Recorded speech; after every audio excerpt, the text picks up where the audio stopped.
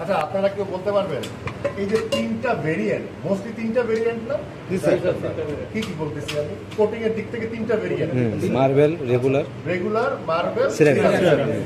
এখন আমি যদি কনজিউমার আপনাকে জিজ্ঞেস করি, ভাই আমার তো রেগুলারটা সেম বেনিফিট দিচ্ছে, আমি কেন মার্বেল কিনবো? মার্বেলের কাস্টমারটা বলতে পারে যে আমি কেন সিরামিক কিনবো, মার্বেল তো আমাকে সেম সার্ভিস দিচ্ছে, পারে না? বলতে পারে। আপনারও অ্যাজ এ কনজিউমার হিসেবে আপনার সেম প্রশ্ন আসে না? আসে। তাহলে আপনার উত্তরটা কি? আপনি সেলসম্যান, আপনার জানা উচিত না?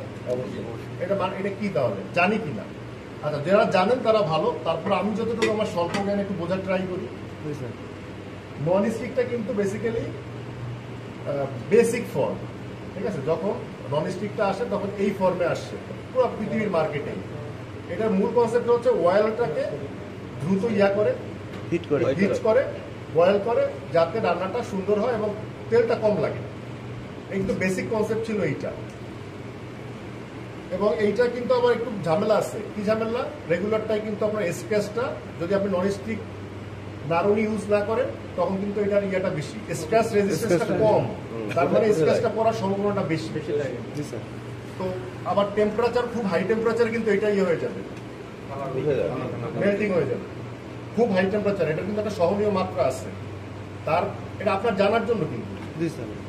সো এইটা হচ্ছে বেসিক ফর্ম। এখন বেসিক ফর্ম থেকে আমি কেন, যখন আমি এটাতে আসলাম, এটাতে আমি কেন যাবো? কাস্টমার এটাই জিজ্ঞেস করবে, একই জিনিস, আমি একই বেনিফিট পাচ্ছি। এটার থেকে এইটা হচ্ছে মোর ডিউরেবল। মূল ইস্যুটা হচ্ছে এটা মোর ডিউরেবল।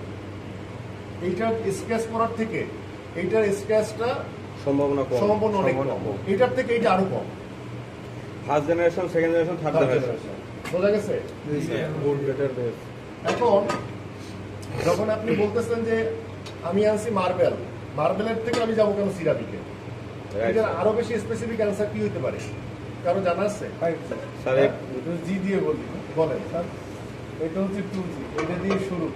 এটাই অ্যালুমিনিয়াম। হ্যাঁ, অ্যালুমিনিয়াম তো হচ্ছে সরাসরি আগুন হবে, এটা আগুন হবে, তেল দিলে তেল বেশি খাবে।